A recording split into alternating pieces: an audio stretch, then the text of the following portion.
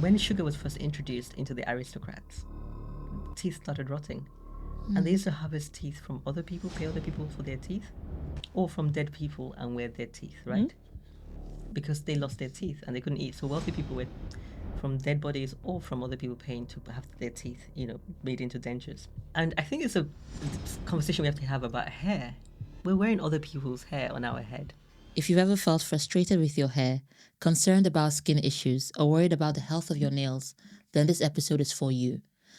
Today, I'm excited to have with us Dr. Adeola. She's a UK-trained, GMC-registered consultant dermatologist, and she knows exactly what you need to make your skin and hair better.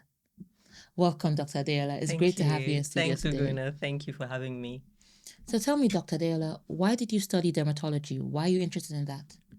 I think the skin being the largest organ of the body, it's such a visual aspect, and human beings are visual animals. And for me, I'm a visual learner. So if something is on the skin, it's easy to access. And I've got a photographic memory as well. So it just plays to my strengths. But I think most importantly, I just appreciate the impact of skin disorders on individuals, because when you meet someone, the first thing they look at is your skin. Yeah.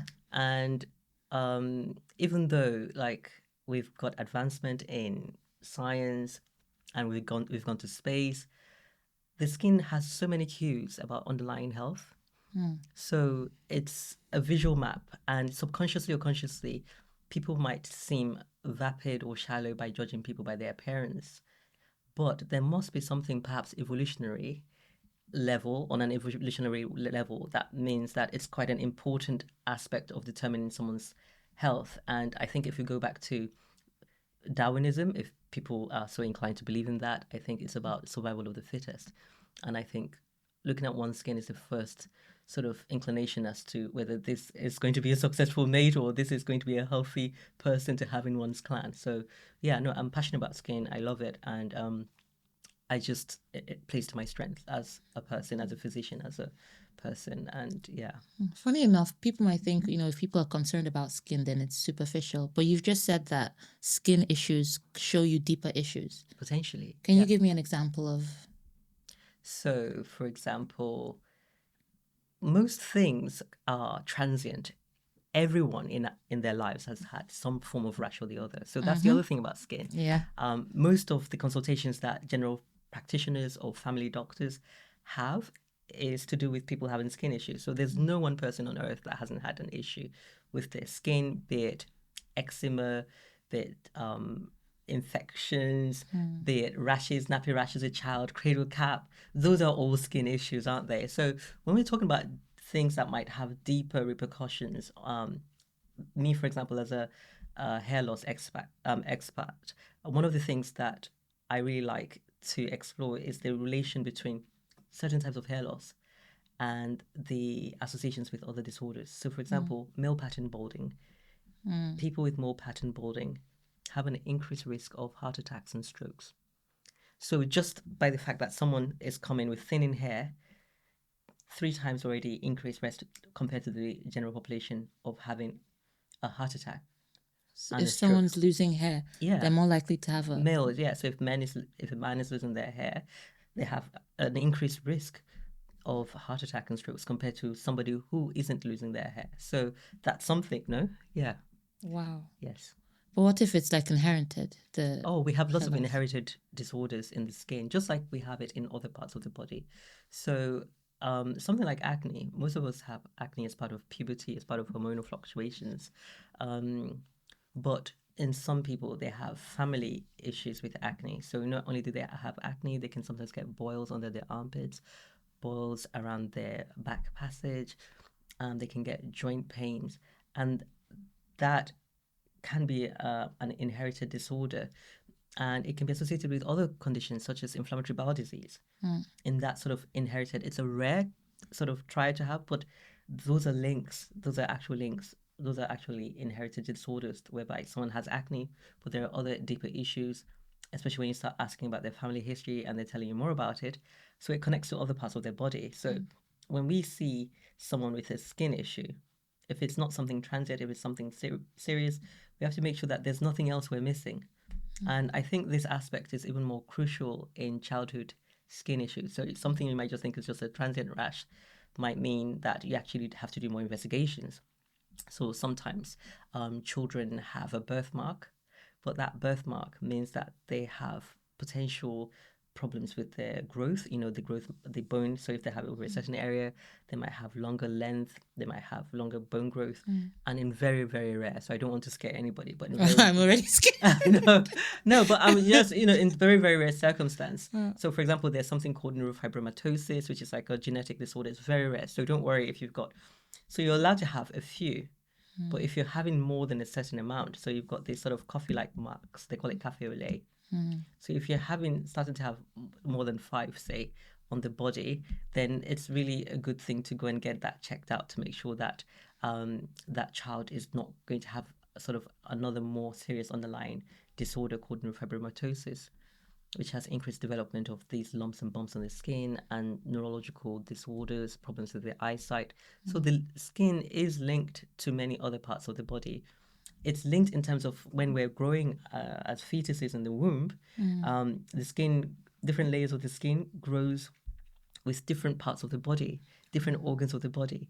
So it's linked in that way, but it's also linked as adults. So for example, if there's other things going on in our, so for example, if you have hormonal imbalances in your, then you get a flare of acne. Or if you're gaining weight, for example, then it might mean that it's a constellation of symptoms linked to something else.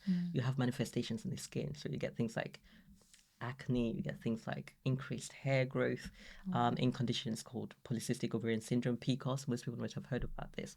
So it might be just a signal that there's something, a metabolic Deeper. dysfunction going on, and it's almost like a herald to say, hey, maybe we just need to look into this, and we need to adjust our lifestyle or give certain medications to treat this to make sure that the person remains healthy. So it's like a sometimes an early warning system. Okay, so what if, like, for me, I've got dry skin. Mm-hmm. Dry skin is not linked to anything, is it?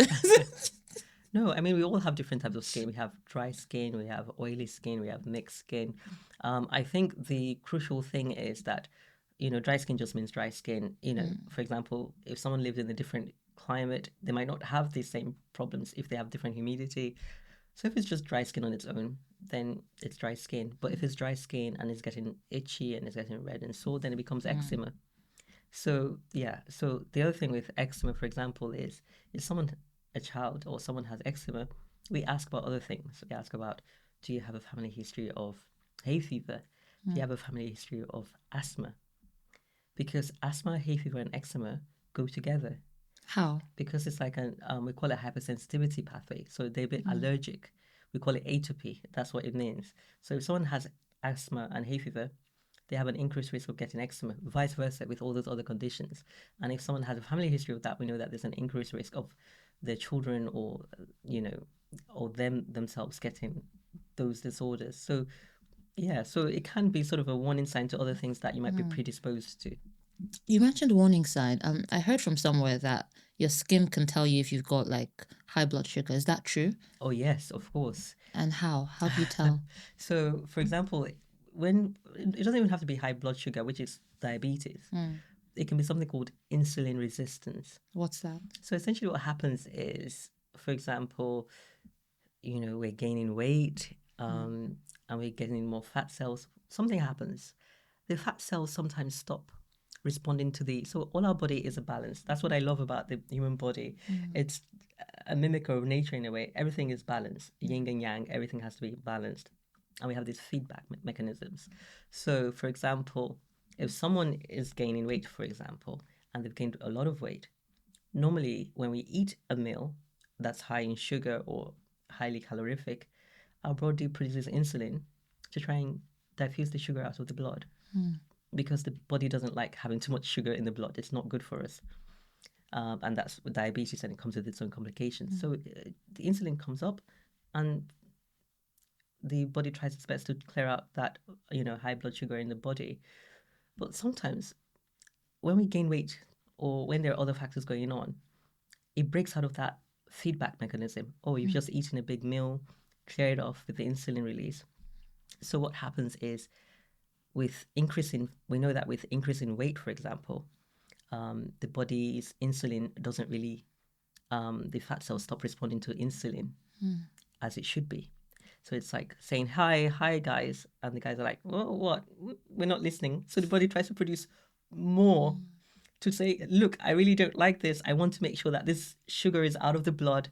And so it produces more insulin. And we call this insulin resistance. It's like there's a resistance. It's not really sensitive anymore to the insulin, to the normal mechanisms. And when you have high insulin, one of the side effects is that it also stimulates centrally more pigment producing part of the brain. So there's something that stimulates melanin release, um, and what happens is just because there's high insulin, it also, because some of the time, some of the hormones that we release, they don't fit exactly into these slots, but they can also stimulate other hormones that have nothing to do with them. And one of the pigment producing hormones, melanin stimulating hormone, the high insulin starts stimulating that and means that you can start getting darkening skin. So you might, high sugar can make your skin darker. Insulin resistance, not high sugar necessarily, but a state of elevated insulin in the body, all because it's trying to get the body to respond and the body's not responding as it should do. So insulin resistant states can stimulate pigmentation. So you get things what we call acanthosis, or we call it pseudoacanthosis nigricans, where people get darkening around their neck, around their face. You might have seen this. I don't know whether we can show pictures of what this pseudoacanthosis nigricans looks like. So when you see someone with that, they might not even have diabetes, but hey, because diabetes we know leads to shortened life expectancy, heart attacks, strokes, amputation, peripheral vascular disease, loss of eyesight, loss of kidney function. It has these myriad effects. So seeing someone who says, actually, I'm not diabetic yet, we might say, you need to go to your GP. Because you're heading there. We need to check whether this is not, if you're not even there already. So some people have silent diabetes, it can be silent, insidious onset, and they don't know. And you see this and you say, actually, I think you need to just get this checked out. And we know that this insulin resistance also has other side effects. We know that people with insulin resistance have fatty liver. And fatty liver is now fast overtaking alcoholic liver disease. It's going to start overtaking it as the leading cause of liver failure. And fatty liver also increases your risk of liver cancer. So all from saying someone with this high insulin state. So we call it metabolic syndrome. So this high insulin state where you see this pigmentation, or the other things is people start getting more skin tags. So you might, people who are diabetic might also notice this, but people with insulin resistance, it's almost like a growth phase. They get skin tags all around their neck, all around their armpit. That can be associated with metabolic dysfunction and insulin resistance. So these are other signs that we can pick up. But interestingly, that increased pigmentation that we mentioned, we called it pseudo. So it's not proper pseudoacanthosis nigricans. What does that mean? It just means that, thickening, velvety thickening of the skin. But there's an actual acanthosis nigricans, which is really severe, thickening all over, around the neck, everywhere. And that is linked to some sort of gastrointestinal cancers and stomach cancer as well. So all from just seeing this rash on the skin or this increased pigmentation of the skin, you can start getting inklings and saying, oh, is there something else underlying this? And it is often something we do as dermatologists that, if we see something and we're not quite happy with it, we do further investigations. In most cases, there's nothing. But where it is, sometimes it's important so that people can get treated and get the correct information. And some people might just cover all of that in, makeup or creams, not actually thinking that there might be something deeper. Going on. Yeah. Wow. So apart from that, are there any other things that you could spot on your skin that might, be as a result of something more serious? I think so. I mean, even if you're not a dermatologist, if you're just training as a physician, so an internal medicine or internal physician, one of the things that we spot on our skin is you look at people's skin, whether they're pale. It's a bit difficult when we're black because obviously using Western medicine, so there are different types of medicine. But using Western medicine, we're trained based on Caucasian aspects of skin. And I think this is something that really came up, especially during the Black Lives Matter movement. A light was really shown about how things appear differently in Black people or people of color. So if you have skin other than Caucasian skin, things appear different. But so if you see a Caucasian patient, for example, they might look pale, but in someone with a skin of color, they might look a bit gray. And if they're Gray. pale, that's a sign that maybe you don't have enough oxygen. Someone's about to have a heart attack, for example, or someone's really severely anemic. So even without being a dermatologist, those are one of the things we have to look at as doctors in general, that we've been trained. And now I'm really proud to say that a lot of our colleagues, medical colleagues, are really advocating for teaching in darker skin tones as well, to be able to recognize this. So that's some of the things that you can pick up in someone saying, oh, that's not quite right. There've been lots of television program. There's that guy Hugh Laurie. He did a show, House. He used to pick things up just by looking at people. So our body really gives us a lot of telltales and warnings, but we just don't know how to interpret it.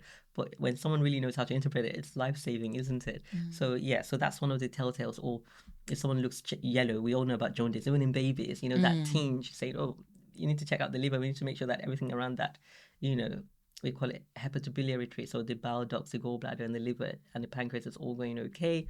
So those are that kind of entry level aspects of what's going on. But I think as women, especially as women of color, there's slightly higher risk of things like polycystic ovarian syndrome. And I think that's interesting because there's been a lot of discussion about this polycystic ovarian syndrome, or something else called metabolic syndrome. It's a big thing. And we're now wondering whether these are disorders of modern society. So can you please explain what it is, just in case? So polycystic ovarian syndrome, it's a syndrome. So people can have constellation of signs. But one of the things that in some people, so there are different criteria. There are 3 criteria. So there's increased amounts of androgens, male hormones in a female. And then sometimes, so when you say increased amount of male androgens, so you think things like increased hair. So not hair in typical areas, but hair around your face, hair around your nipples, hair around your navel. So male pattern distribution of hair. We call that hirsutism. So that's increased hair, but in a male pattern. Or the other one is that when they do blood test, there are abnormalities in the hormonal profile. So, and when there are abnormality in hormonal profile, it's important things like fertility. So some people with polycystic ovarian syndromes might have infertility or subfertility. And then the other thing is cysts in the ovaries. So when you do ultrasound scan, they see lots of little cysts. So they're cysts because the eggs have not really matured properly, and they show this cyst. And it's linked to what I mentioned earlier, insulin resistance. So the body having to produce more insulin because the body's normal cells are not really, especially the fat cells, are not picking it up. And there's still a lot of research going on to this. And in fact, it's shown that they've identified some genes that predispose to this thing called polycystic ovarian syndrome. And what's interesting about it, and what's, in terms of trying to frame it, is often when we have these disorders, people say, oh, people are fat. They get into these disorders, they need to lose weight. But people with polycystic ovarian syndromes find it more difficult to lose weight because insulin helps you to store fat. You're already producing a lot of high insulin just because your body's not responding. So it's a vicious cycle. You're getting bigger, you're producing more insulin, and your body's not listening, and it makes it even more difficult to lose the fat that you've already got stored. And what's interesting in it is before people used to sort of admonish people and say, oh, this person is fat, they need to just lose weight. Yeah. But now we're thinking actually it's genetic. It's, it's genetic, but it's also environmental. So we're now living in a society whereby we've got, high calorie, high energy food, ultra processed, easily accessible. But think back 300, 400 years ago. We didn't have all this chocolate, fructose syrup, sugary food. It was expensive stuff. Yeah. People were barely, majority of the world, that's why the population of the world exploded, no? They said, what was it? The rice explosion, whereby all these grains became more easily accessible with developments in farming methods and agriculture. Yeah. But we didn't have access to all this before. And people didn't have access to food. So remember I said in polycystic ovarian syndrome, people gain weight easily, but they find it difficult to lose. Where would that be an advantage in terms of famine? So something that previously would have been an advantage for you to be able to store fat easily, find it difficult to lose, is now a problem because we're now in a time of plenty. Yes. So, and I really think that's an important when talking to people, when framing it to people that are, obese or overweight, to say, it's not because you're greedy. And more studies are showing that anyway. It's because you've got more of these hormones. It's because your body is primed to be a survivor. But unfortunately, or fortunately for most of us, because that's an advantage, is we have plenty, and thereby it's not well suited to this environment.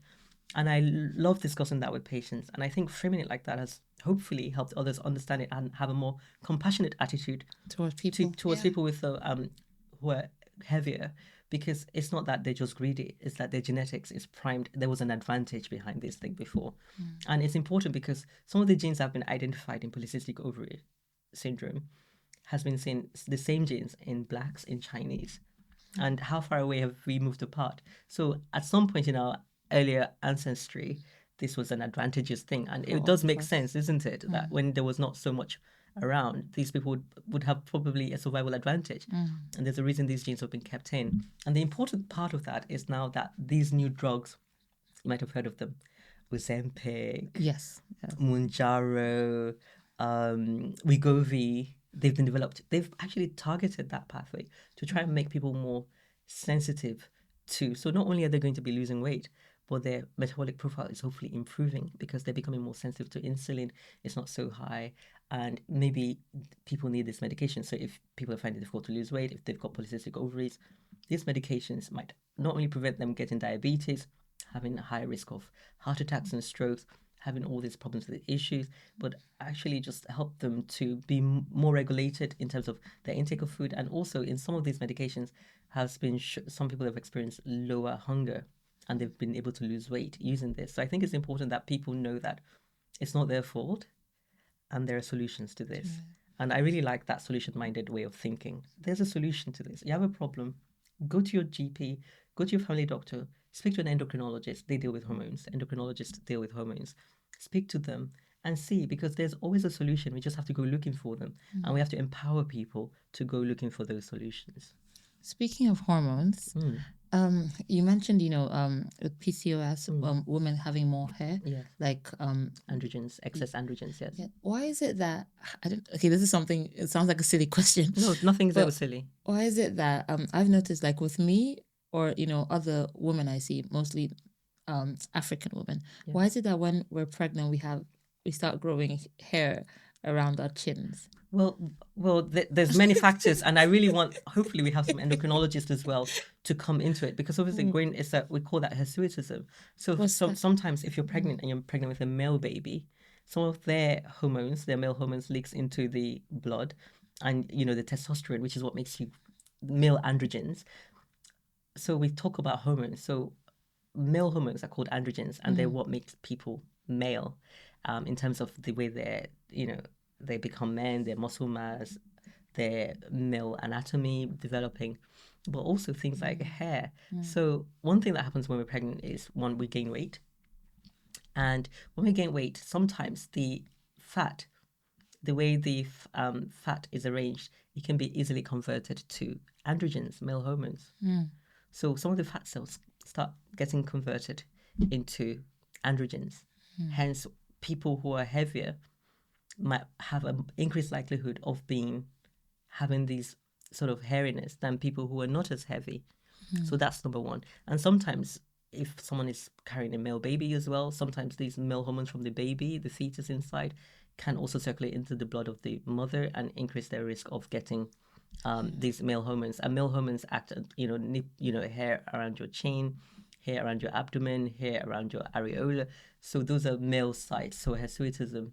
And also, so it's not even limited. There are other conditions. So you're in a hyperinsulin state because you want to store, you want to produce, you want to store energy, because that's the nature of pregnancy. It releases more energy to allow the baby to grow. So the hyperinsulin state also means that not only you're able to kind of stimulate these, produce more of these kind of hormones, because of the, as I said, so other conditions called Cushing's disease, where you get high insulin state, is also associated with increased hairiness as well. So I think gaining weight, being in a high insulin state, just makes that environment for that conversion of the fat into androgens more possible. But we will call the endocrinologist to moderate on this, because there's still lots of research going on into how this happens. But yeah, so those are two potential, because if you've had male babies and also if you're bigger during pregnancy, or if you have more right insulin, on that.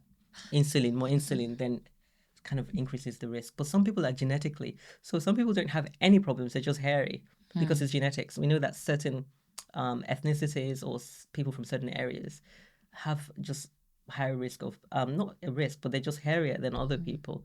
So it might not mean that there's any problem with your hormonal profile. So people can be hirsute or be just hairier, and there's nothing. It's just the way their body, wired. they're wired. Why is it that sometimes when women get pregnant, they get dark? Oh yes, Darker. because again, that's an insulin state is increased.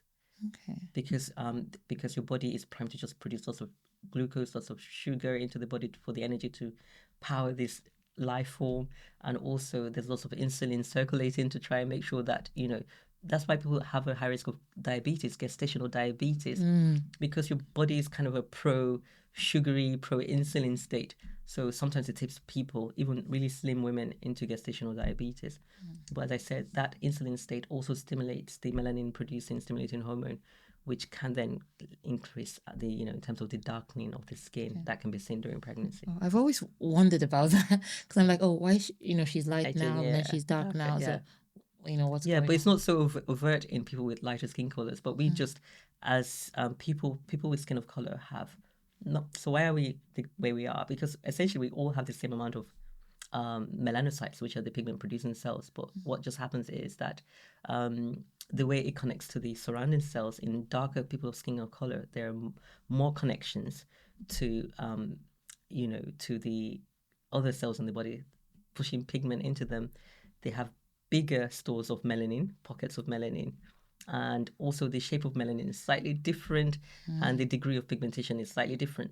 The important thing about that is that any little thing happens, our melanocytes, the pigment producers, they're very active, they're very sensitive. So if someone someone is Caucasian, but their melanin activity is not as high as someone who has skin of color. So yeah, they don't get as much of that release of melanin and binding and pockets of melanin and interaction of melanin going through the different layers of the cell. So yeah. I don't know if you've noticed online. Sorry, just still asking you questions when it comes to pregnancy and skin and stuff. But I don't know if you noticed online, like a lot of women always share their pregnancy pictures, and they've always got bigger noses when they're pregnant.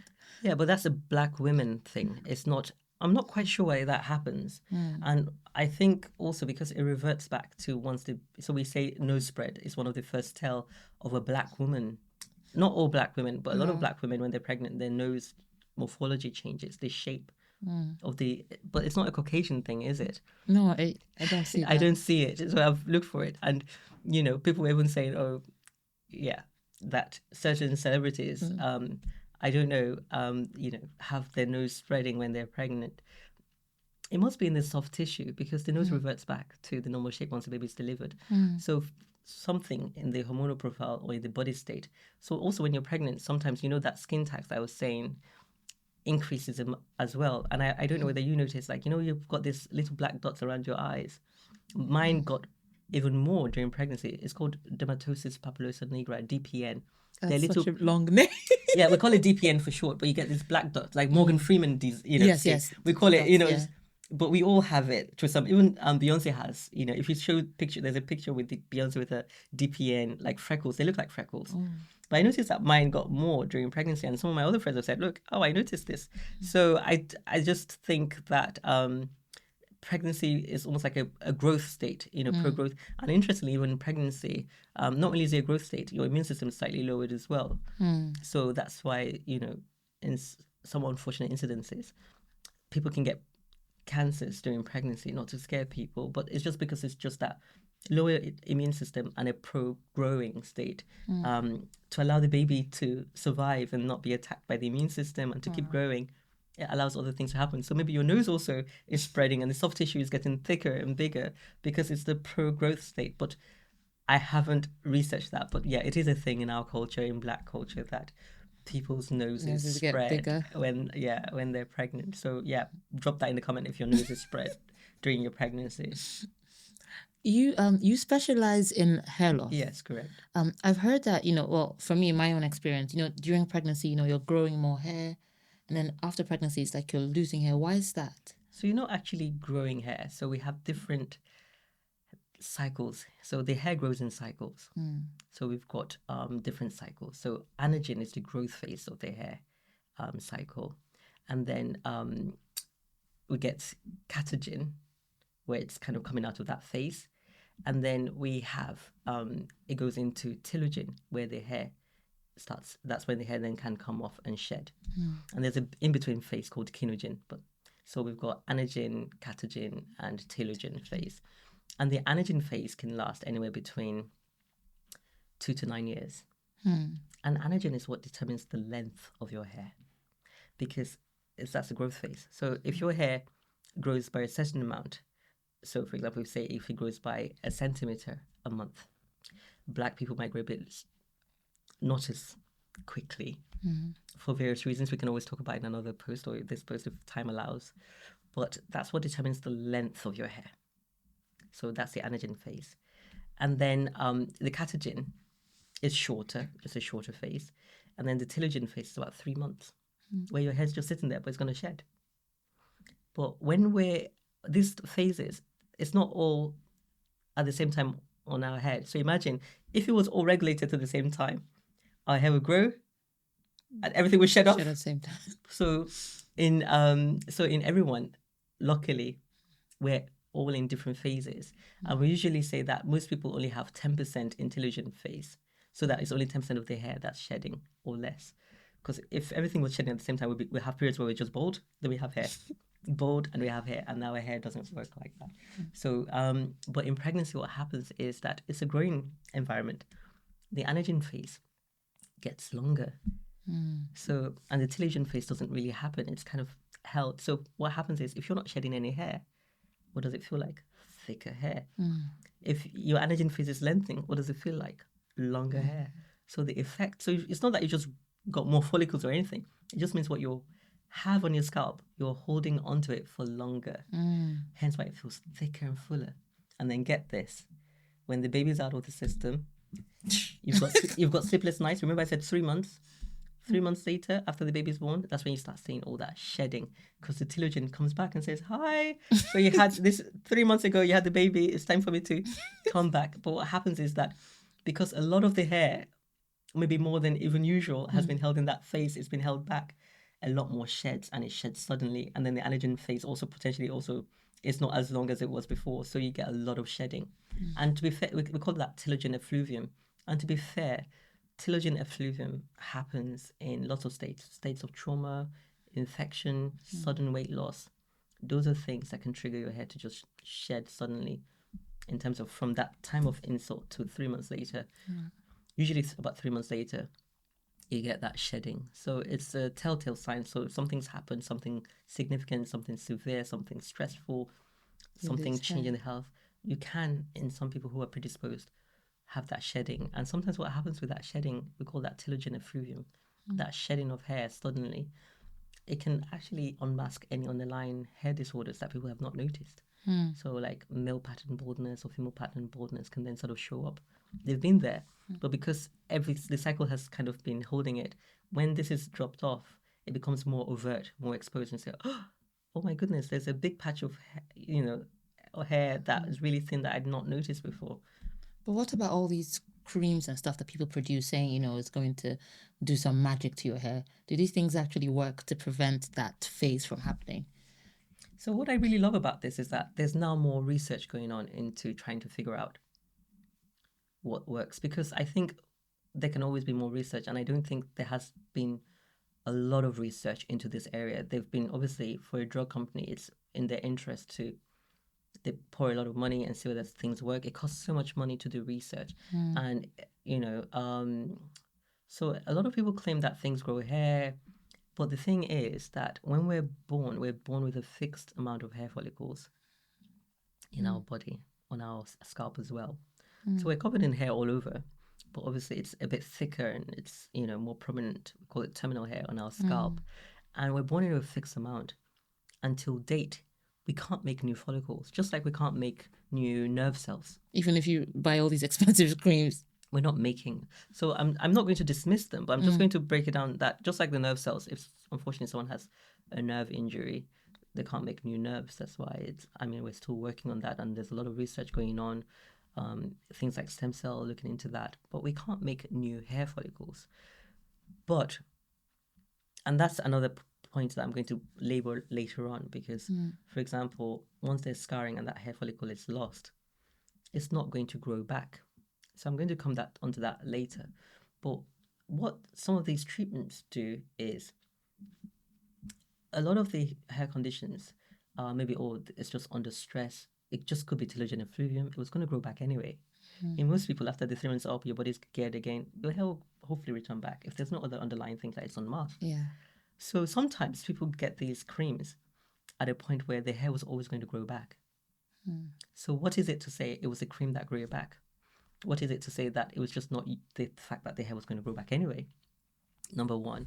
Number two, sometimes when we notice this hair loss, it makes us pay attention and say, oh, have I been neglecting my hair? I need to pay more attention to it. I need to handle it more gently. So in the case of traction, you start doing less traction hairstyles. You start going to the salon more often. You start washing your hair more often. You start putting better products. Number two, so could it just be that? That's difficult to decipher. Yeah, that's hard to tell. Because if you're going to be paying £30, £40, £50, hundreds of pounds for miracle things, and you care about it to that extent, you might be making other lifestyle changes. You might be eating more healthily, exercising more. What is it to say that it's not all those other things that are making?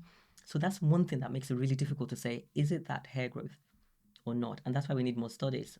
And then what some treatments do is they make the hair a bit more thicker. Or, they increase the blood supply to it. They make it thicker. So sometimes when the hair is starting to get lost, it starts thinning, and it also starts getting paler. So hair that's under stress starts getting lighter and starts getting thinner. So some of these things that might work might stimulate the blood flow to that area, making the hair darker and thicker, so it feels fuller. And also, when the hair is under stress, that anagen phase that we mentioned starts getting shorter. So people with female pattern or male pattern, they might notice that they can't grow their hair as long anymore. Even as we age, because their hair cells, they're getting older as we age. The anagen starts shrinking as well. So some older people might find that their hair is not growing as long anymore. Or if they have a hair disorder that's about to start unmasking, they find that they can't grow it as long anymore. But certain medications, what they do is they increase the blood flow to that area, or they kind of suppress any kind of negative hormones that might be affecting the hair follicle, which allows it to get a bit thicker again, and to allow it to stimulate again and start growing thicker again, start growing longer again, and the effect is longer hair. And even in some scarring situations, it might just be small areas that are scarred and the areas around it are growing. So it looks like, because some people say, you said it's scarred, but I've grown hair back. But the area of scarring might not be as much, or the surrounding bits that have not been involved grow and camouflage that area. Because that's the great thing about hair. It takes ages before people realize that, they're actually losing their hair. Because sometimes it's not all shedding, it's just insidious. It's just over time thinner, because it's shedding like normal, but it's just not growing back. And so, what's going on? I'm noticing, thinning or a widening gap. So those miracle creams, it's difficult to test whether it's actually them doing it or whether, but often when they do test it, they find that it doesn't make much of a difference. Wow. But sometimes you never know that, whether some of these vendors, because some people are mixing things at home and selling it. And interesting thing is that there's a big movement into going back to nature now in terms of hair care, in terms of skincare products, and especially in people in the community, skin of color community. People not wanting to take topical steroids, because there's a big thing now about something called topical steroid withdrawal syndrome. So people wanting to try alternative things, which is always good. But sometimes when you're trying things that have not been regulated, it's difficult, because what we found is when they've taken those creams that were meant to be herbs and natural ingredients, when they've tested it, they found that the vendors have been mixing steroids into it. And it's actually the steroid that's making the skin better. And you can imagine the risk: skin thinning, hyperpigmentation, easy bruising, stretch marks, blood vessels. So people have been dishonest about some of these creams. And I wonder whether some of these hair growth serums have some of the conventional Western medicine associated things that we know have proven benefits with hair growth. So it's really difficult. And I think that's something that I'd be interested in doing for hair products that are in the market, is taking them and assessing Seeing what's actually what's in inside them. it. And then the other thing is to actually see whether it works. But it's always tricky with hair because you have to diagnose whether it's a hair loss disorder, what it is. Because if it's telogen effluvium, whereby you just get that shedding, it's going to grow back. So it's difficult you need to make sure that it's not that the hair was going to grow back anyway. And the way we do it in medicine is we do a randomized control trial. We get 2 arms. We give 1 arm treatment, 1 arm non-treatment. We like it double blind. So the person assessing it doesn't know who's getting it. The person giving it doesn't know who's getting it. And we match them and say, okay, they're both 30, they're both the same, their blood tests are like this. And we match them up and we give them this and placebo. You can't tell the difference between the oils. We get them to use it. And it's a bit more sensitive because if they're equally matched, then we're hoping that if the hair cream really does work, the people with the treatment will grow thicker, longer hair. But how do we prove this? And often it's just people with no hair loss disorder or people who've had maybe early traction starting to take care of their hair better, say my hair's growing back, and it has nothing to do with cream. And it might be something, I'm not dismissing it, but I think in majority of the cases, we know that it's might be the hair was going to get better anyway. The majority of the cases, it has nothing to do with the cream, it might just be you taking better care of your hair. And in some cases, in some malicious cases, you wonder whether it's people mixing in conventional ingredients, which is not ethical, and because people can't then make an informed decision about what treatments they're taking on board.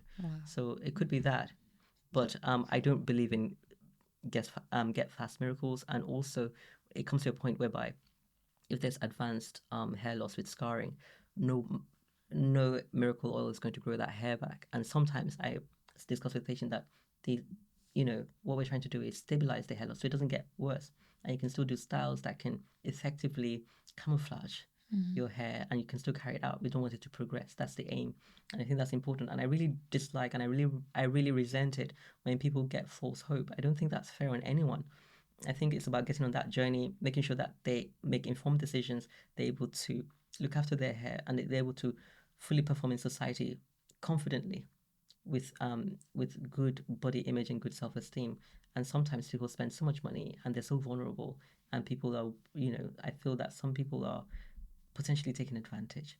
But that's not to say that there might be something out there that we don't know. I keep an open mind that is doing, but I implore people who are making those claims to get involved in randomized control trial or to do case reports to document how they think that this is truly a miracle, and not just getting an Instagram, because this is a sore spot for lots of people and people are vulnerable and just looking for an answer. So I just always say, if someone feels that they're losing hair, go and speak to a healthcare professional, get properly investigated. I think that's the right way to go about it. And how does one actually take care of their hair properly? Because when you look at different people, okay, some people believe, okay, wash your hair every week. Some people would do hairstyles or wash your hair maybe every month or something. Some people are like, use this cream. Some are like, don't use this cream. Some are like, comb it with this. Some are like, don't comb it with this. As, people of color, as Black people, how do we actually take care of our hair properly? I think everybody's hair is different, and I don't think there's going to be a singular answer. But what I also want to ask you a question back is, in turn, I'm going to answer your question with a question. Do you think that people are not washing their hair or doing their hair as often because of the economic constraint of doing so? Of course. Of course. Then that's the issue then. Because That's it's the so answer. expensive to get your hair done. So some people are not doing the hair as regularly. When I was in Nigeria, you could do your hair regularly all the time because it was a bit more cheaper. It was easier to, just do your hair all the time. But now, look at my head. Do you see? Do you see any? I've chopped all my hair off because it's different. So you've answered your own question. Well, oh. We're doing things. We're cutting corners. And I think, I'm going to speak about that more also in my own post. It's not a judgment. It's a real situation. Hairdressers, people of color, we have to support our community. They have to have a livable wage. They have to be able to make a living. They have to be able to feed their families. And they have to come up. But unfortunately, in the socioeconomic status in the Western community, people of color are often at the bottom of the GDP, gross domestic product, bottom of the earnings.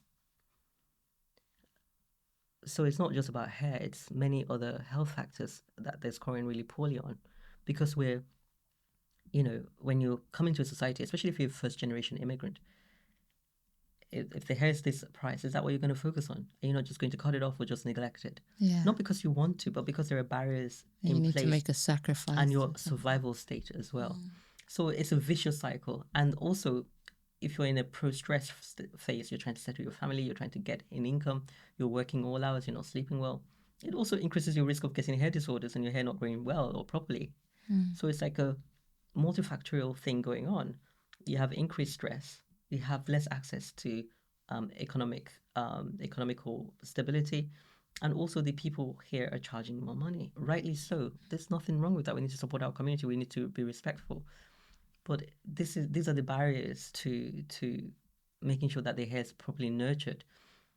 I think the empowerment situation is now coming whereby people are informing themselves of what they can do themselves to look after their hair. But saying that, so it's a different thing. These people are trained on how to look after your hair, hopefully, because there are still some hair care practices I don't agree with, like make things so tight and everything. But let's ignore that. But at least they're looking after it. They're washing it. Because we wash our skin every day. Yeah. But then you say it's okay to wash your scalp once a month. It's not right. No, it doesn't sound right. It should be at least once every week to 2 weeks. Some people need more if they've got dandruff and issues. And a lot of the issues that we also have is because we're not really looking after their hair, but we know what to do. And I think it's just about bringing that conversation back and saying, how do we make it more accessible? How do we make it more affordable? And imagine if you've got 3 girls, you're working back-to-back shifts, you're tired, and then you have to do your hair yourself because you can't afford to go to the hair because it's so expensive, because the cost of living is higher. It's a tricky situation, but I think we know what to, at least wash it. I think that's a basic, is to wash the hair, because everything else grows from it. The scalp is the root. It's like I love the analogy of plants. I love planting, gardening, and I love the analogy of gardening. The scalp is the soil. If the soil is in a poor condition, if it's not going to grow beautiful hair. So, or the environment, if you're stressed, if there's too much scorching sun and the climate is not right, it's not going to grow that beautiful hair either. So those are the things that unfortunately we have to deal with. And I think that's why approaching people with compassion when talking about this, nobody wants to sit with their hair unwashed for a month. Yeah. Because this is not what we were raised to do. But then they're forced to do certain hairstyles, and then that's the other thing is, there are so many things, there's so many layers to this. We could go on forever. You can tell that you've touched a passionate spot of mine. Even the hair we do, right? We do things, in the society, people carry hairs like weaves and things like this. Not only to fit into the ethno-acceptable look of the society. So I know that some people, unfortunately, due to subliminal messaging, we watched Hollywood growing up and we wanted to be like Hollywood because everything that was glossy, and there are stereotypes. The bad guys were always like, people of color that had hair in the natural state, and the connotation associating. Even Eddie Murphy used to do this a lot. All his women, the protagonist, had lovely smooth hair. And then the people that were the antagonists coming to America, they had maybe Afro hair. Have you noticed that in his movies? We should put that up. They don't have this smooth Caucasian type of hair. They have Afro. So those subliminal messages are powerful. And then if you look at Naomi Campbell, how often does she wear her Afro hair? So our ideas. I don't think I've ever seen her. So our ideas of beauty is already been this hairstyle, and then it's expensive, and it's weird because back in the olden days, I'm digressing a bit, but when sugar was first introduced into the aristocrats, teeth started rotting, and they used to harvest teeth from other people, pay other people for their teeth, or from dead people and wear their teeth, right?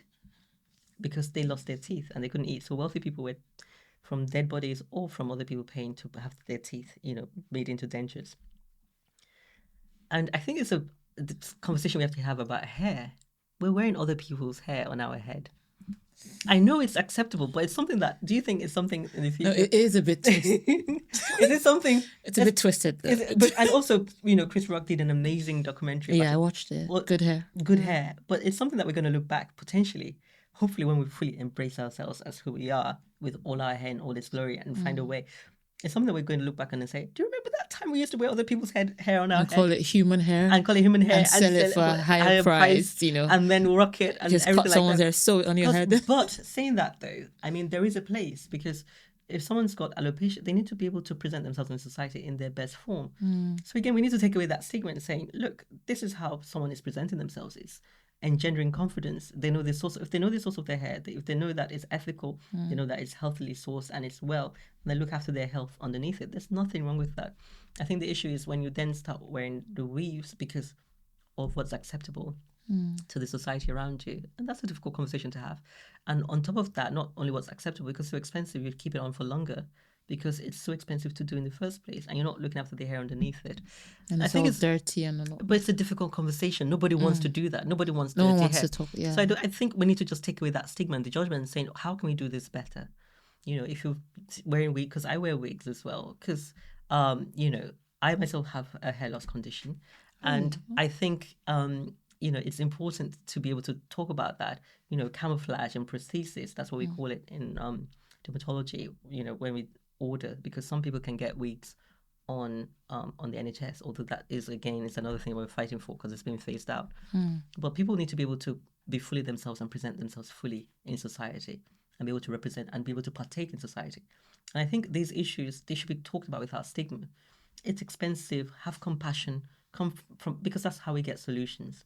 So going back to your question of how do you look after your hair, I think if you're having difficulty with it, I think going to reputable hairdressers, going to online forums, seeing your GP if you think you're suffering from hair loss, getting referred to a dermatologist to give you advice. I think that's a start. But I think one of the things is we have more products. Fenty's released a product. Beyonce's Secret has released a product.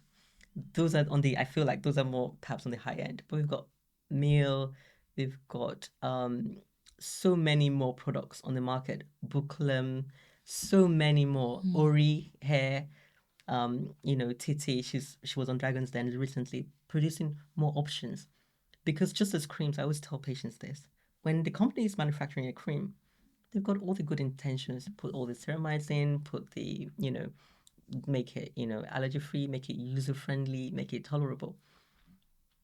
But not one individual person is the same as the next. Yeah. So it might not suit you. So I always say to people, try this, see what suits you. I'll give them options.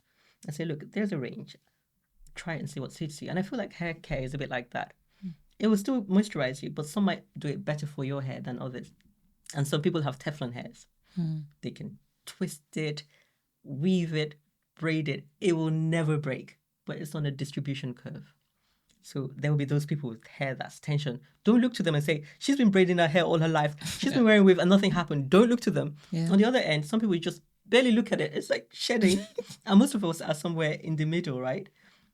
But I think most of us, we just need to keep our hair clean. We need to keep our hair moisturized. And the other thing I detest is oiling your scalp. Don't oil your scalp. Why? We do this, right? But we don't know why we do this. From my heritage is I'm Nigerian Yoruba, and the first 10 years of my life I grew up in Nigeria. And whenever you went to the hairdressers, they'll oil your scalp. Yeah, separate it and then you oil it. Yeah. So I just always wondered, why is it just something that we learned? Is it something? Did you always know that you had to oil your scalp? I thought it was just part of doing your hair. Why? I don't know. Why did we do it? I still don't know, but all races, our hair, we have sebum, and our hair produces produces sebum, which is an oil-based substance, and it's meant to nourish the hair growing out of it, because the hair is just like a fiber, like a material, keratin, just like the nails, and we oil our scalp, but our scalp naturally produces sebum. But the issue is, well, it's not an issue. The difference is that in our hair, the way our hair grows curly, the sebum is not able to come and coat the rest and get to the tip easily. That's why we get really dry. Our hair is Dries. prone to dryness, Yeah. and also because of this curliness, the way it turns, it's prone to breaking easily. So you might see some Caucasian people having to wash their hair every day, otherwise they get oily. If they've got bone straight hair, that sebum goes right down to the bottom of their hair immediately, and it's greasy and it's sticky. We have the opposite issue. Ours is just sitting there, and it's not getting easily to the bottom, hence why the hair feels dry. But the scalp does not need any extra oil. The scalp is already producing enough oil. So if anything, if you don't have any issues with dry scalp, dandruff, things like this, you don't need to oil your scalp. You just need to wash your scalp. But what you do sometimes we find really helpful, that's why we have things like conditioners, is to coat the hair shaft, which is the dry part, which is the part where in some individuals the sebum is not getting to easily. That we do mask and conditioning and oil, yes. But the scalp, no. I think potential for causing more issues, inflammation, folliculitis, blocked glands, because we've got eccrine glands, we've got sebaceous glands, can block them, cause boils and inflammation. So we don't need to oil our scalp. And I think it's important that we start moving away from doing that. I don't know how. You're just used to it, just because you feel, oh, my scalp is going to be dry. But that's what I love. It's my hair's about gonna just be challenging dry. and saying, why am I doing what I'm doing?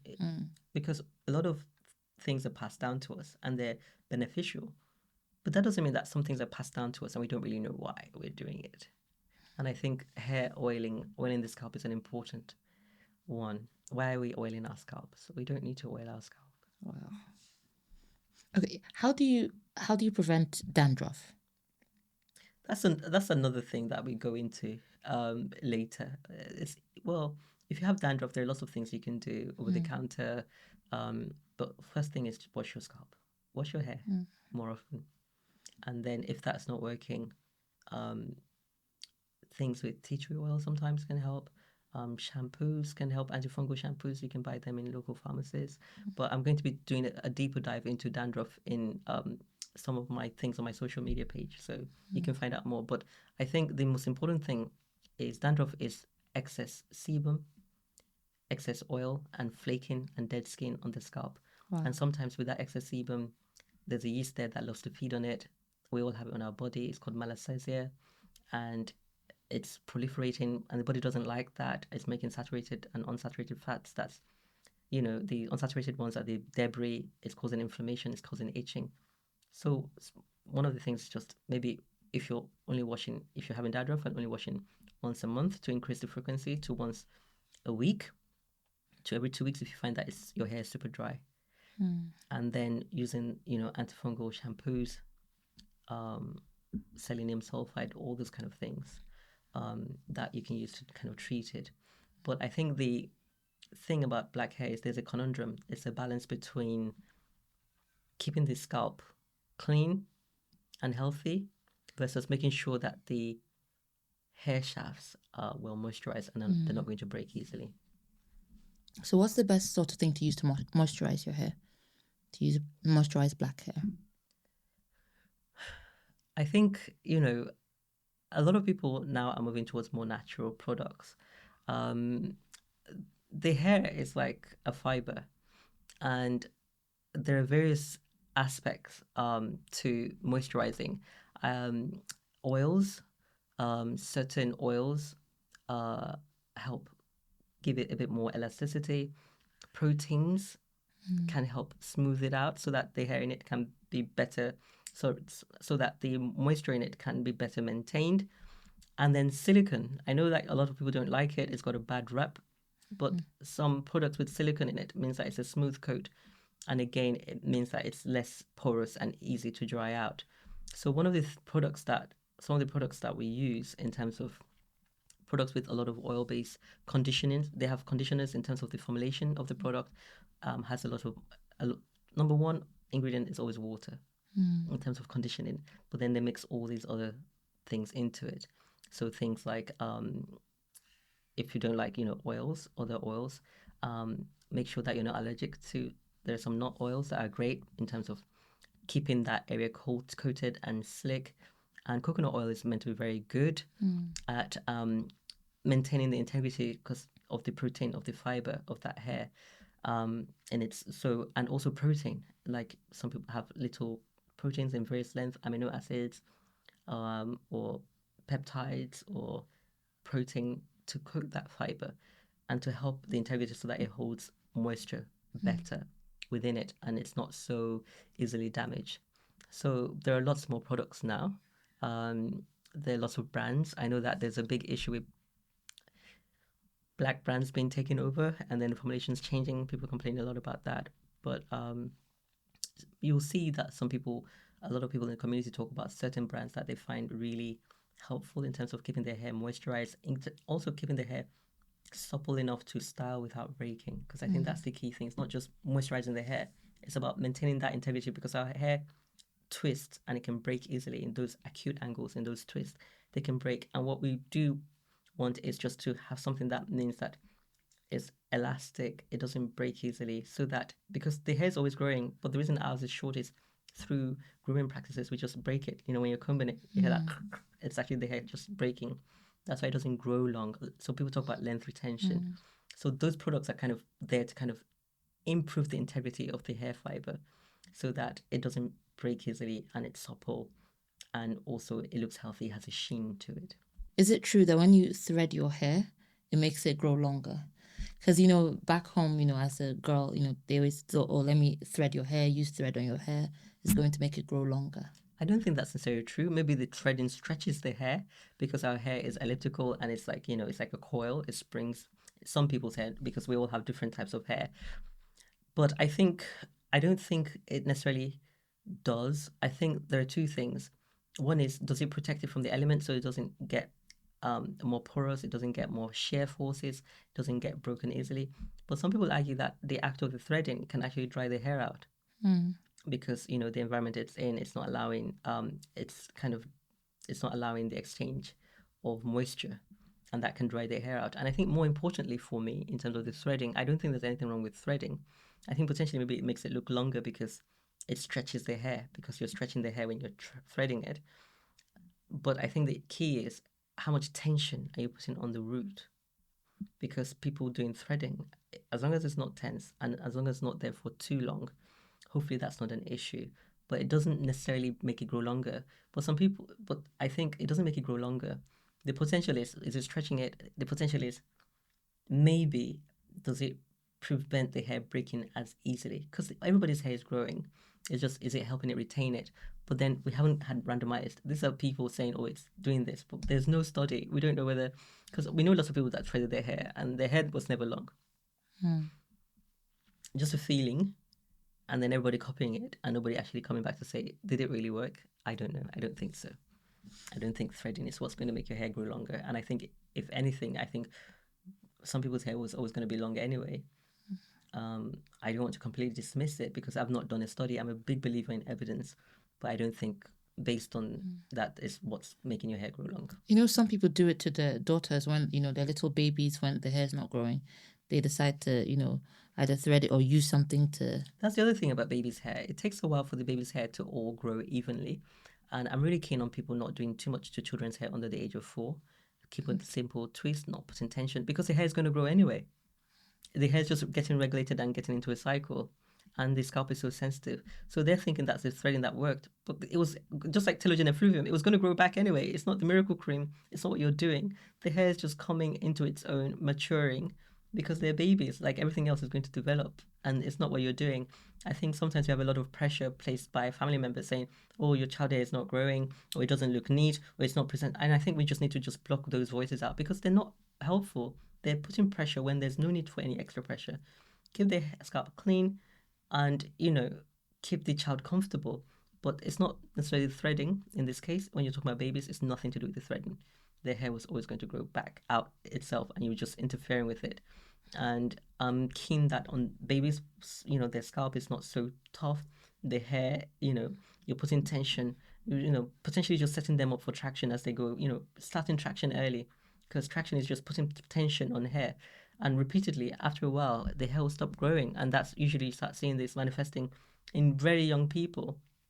But coming by the age of 17, 18, people are losing their edges. And because all these practices that started when you're 2 or 3, just because of the societal pressure on making sure that you look a certain way that conforms with hair growth. And I think our obsession with hair length obviously started potentially, I don't know whether it predates it, because hair in lots of cultures is a sign of beauty, it's a sign of health. Because at the end of the day, the skin is meant to protect you, but it's also a signal of health, as we discussed. So, in other states, when there's stress, the energy diverts to the core material. So your body goes cold, it's not supplying. And the other thing is trying to protect the heart, lungs, the kidneys. Those are really the brain, important, and it's diverting energy away. So maybe some of the things that suffer is the hair starts getting less shiny because it's not spending its energy making gorgeous hair. So maybe gorgeous hair, is a symbol of fertility, it's a symbol of health, because it's linked to all those things. But I think the obsession potentially with the hair length, I don't know whether that's to do with maybe that was exacerbated. And I think that's going to be an interesting thing. Maybe you want to do a documentary on that. The hair length thing. Is it to do with trying to match up with our Caucasian counterparts, or is it something that was always there as a sign of beauty? Disney cartoons, Rapunzel. Yeah, Rapunzel getting hair. Because Caucasian hair grows longer for that reason. I mean, you can grow black hair, but in terms of its morphology, in terms of the shape, it's almost like everything is against it growing. It needs a lot of effort and a lot of energy. Yeah. And that's why when we have biracial people, they have that change in morphology. They've got the sebum so they have thicker, longer hair. Yeah. So black hair grows slightly slower than Caucasian hair. It breaks more easily. It's thinner. And we don't have as many hair follicles as our Caucasian counterpart. And the people with the thickest hair, or with the in terms of the most amount of hair follicles, are people with blonde hair, Rapunzel. So it fits, doesn't it? Yeah, it does. But in terms of hair diameter, it's actually the South Asians that have the thickest. Southeast Asians have the thickest hair diameter. Yeah, and their hair grows quickly as well, and it's straight. It's bone straight. It's round and straight. So all this interesting morphology, but it's all the same hair. And I just think, for me, it's all about just healthy hair, healthy scalp. And we're getting too obsessed with it. I don't think so. But just being comfortable to express yourself with it, but doing it in a healthy way. Do what you want with it, but it's healthy. It's not inflamed. It's not painful. That's what beautiful hair is to me. Because these days on social media, I see people with their little baby girls putting wigs on them, like gluing wigs on their heads. And so they're already damaging, because when you put glue on it, you're putting traction when you're taking the glue off. And especially at that delicate stage when they're so potentially then they're going to get traction alopecia out of nothing they've done, just because of their parent. And I don't know what the reasoning is behind that, and I think it's important to explore it. I don't want to come from a position of judgment, because I think that shuts doors. It's just to have conversations about what are they trying to achieve by putting those things on. Is it just because they're being superficial, or they're just trying to do it for monetary gain? Maybe they're poor and they want media views, and it attracts attention and they get money. So there are reasons why people, or is it ignorance, or don't do this because it's actually going to damage your child's hair in the long term. So I think those are the healthy conversations to have. If you're seeing this, we just have to explore. I think when people start attacking people, they're shutting people down, people put their defenses up, and they're not really opening up to have a conversation and helpful conversations about what might be going on and how to fix it. And I think that's important. I just love dialogue. It helps move us forward. We share ideas together. We come together, and it builds us up. I'm keen on moving away from people tearing each other down or shutting people down, because we don't know. As we said about the hair washing, there's so many factors that require compassion and understanding, and then you can really empathize, and we can then see how can we make it better. Yeah. So just a few last questions. Okay. So you mentioned that you also dealt with hair loss. What was that like? What was your experience? I think the situation is that when you're losing your hair, you're thinking, is this really happening? Is my hair really going, and why is it going? I think when I first noticed it was after the birth of my first child. And it's interesting that we mentioned that, because that's often when you see unmasking of underlying things. I used to do weaves when I was younger, and growing up, you used to do braids and things that put a lot of tension around the edges. But I think initially the first thing I noticed was just around my edges, and I said, oh, I went to a famous hair clinic in London. And I was like, oh, my hair, and they said it was traction alopecia. And I wasn't sure about that because I just thought, well, is there something else going on? Because I think that's the other thing, that as soon as someone who's black is losing their hair, it can be quickly ascribed to traction alopecia. And I think it's really important because one of the hair loss condition I have used to actually be called hot comb alopecia, and I don't use hot comb. It's actually, so it was much, much later when I've become a dermatologist. And after the birth of my second child, again, things flared up. And I was like, I already knew enough. This pain, burning, itching, hair shedding. I was like, this is not normal. And then I took the steps. I knew what it was, but it was just about getting the formalities arranged, and was diagnosed with central sacrificial centrifugal alopecia, also called triple CA. But back in the day, it was like, oh, it's traction.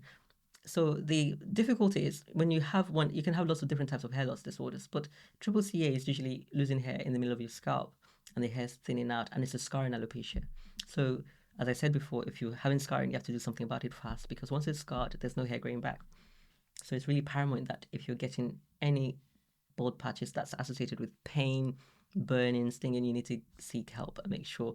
But I think what's interesting with it is that in 30% of patients, it's not from the center, they have different patterns. And I think it's important for other people to know that it might not be traction, it might be triple CA, and that you see a repeatable, you see a hair loss, a doctor, a dermatologist specializing in hair loss to make sure that you're getting the correct diagnosis. I know that we have trichologists who are very experienced. Trichologists can diagnose some hair loss disorders, but usually it's a dermatologist that can diagnose, do biopsies, and treat it, and if necessary, treat it with systemic medications as well. So I think that's my thing to get out, is that if you're having hair loss, don't sit on it. Don't go on Google. The first thing you should do is, if you're noticing thinning, balding patch, go to your doctor, because things like, there can be so many causes of it. And if your GP doesn't know, at least they can do initial blood tests to say, is it to do with your nutritional status? Do you have any vitamins lacking? Don't blindly go and start buying things from people, because it can make it worse. You can start applying these hair oils that's causing more folliculitis on an already sensitive scalp and making things worse. Or it might be something that was always going to grow back. Remember we mentioned telogen effluvium? Yeah. It's not Dr. Google, it's not Dr. Instagram, it's not Dr. If you're getting your information, get it from reputable sources. But remember that when someone is losing their hair is an identity, hair is a sign of vigor, hair is a sign of health, hair is a sign of fertility. It's a vulnerable situation. And just remember that if you're losing your hair, seek help. Don't hide. Don't leave, because there often is something that can be done about it. And I think knowledge is power. And it's a case of knowing what it is, having that knowledge to manage it. If you then, after you've got the diagnosis, want to explore other things and want to do things more, a lot of people wanting the more naturopathic movement, but you have the knowledge, you know what's going on. You can read about it yourself. It's not Dr. Google. It's not that hair oil seller. It's not someone who is genetically, we mentioned genetics about hair length. Yeah. A lot of it depends on genetics. Just because someone's got thick, long hair doesn't mean, or Teflon hair, as I like to call it, doesn't mean it's because of any oils that they're using. No, because we just want it. We're like, this lady's got gorgeous hair, thick hair, and she's selling this oil. That's why. It's usually not the case. Look at their kids. The kids got long hair. Their mom's got thick hair. It's genetics. It's genetics. Genetics plays a lot. As I said, some people have Teflon hair. Yeah, some people have looked after their hair. But that's not when you start looking to those people. You're losing your hair. They've got long hair, length retention. No, they've not lost their hair. So what is going on? There's so many causes for hair loss. I mean, alopecia just means hair loss. There's so many different types of alopecia. Get the diagnosis first and then go from there. Because knowledge is power. And don't, in your moment of vulnerability, start seeking snake oils that might have nothing to do with it. Seek help. Speak to someone. Speak to your doctor. Do some blood tests. Make sure there's nothing else underlying it. And then go from there. Wow. Thank you so much, Dr. Adeola. It's been great having you in the studio today. Thank you. It's been a pleasure, complete pleasure. Thank you for having me. So at this phase in our show, we play a little game. Yes. So I've got 3 numbers, 1, 2, and 3. You have to pick one of them. And whatever it says, you have to do it. Okay, 3. 3. Okay. So you have to sing a song. Okay, it's a bit awkward. That's so bizarre. But what song shall I sing? Don't it always seem to go that you don't know what you've got till it's gone? They paved paradise, put up a parking lot. There. Oh, I love that song. Your voice is really nice. Oh, Also. well, I don't know about that. I feel a bit weird and put on the spot, but that's funny. You made me sing. Thank you. Yeah. Maybe I that's should have nice. said that you have to bring out £500. And then take it back. I should do that next time. I'll do that next time. Thank you so much. So Thank how you, can Fami. people connect with you online? So I've got social media on Instagram. It's Crown. My name is Adeola, and that's a Yoruba for crown of wealth. So crown is also your hair. So CROWN, crown, and derm, as in dermatologist. So crown derm, CROWNDERM, crown derm. So I'm on Instagram, and you can find me on TikTok. And yeah, you can link up with me there. And it's got all my bio and all my details about where I'm practicing. So if you want to connect or if you want to ask questions, feel free to do so. So thank you so much. And if you enjoyed that episode, don't forget to like, comment, and subscribe. And check out Dr. Adeola. And she has all the information you need to know about hair. So just check her up online. Thank you so much. Thank you. Thanks, guys. Thanks for watching. Bye. Bye.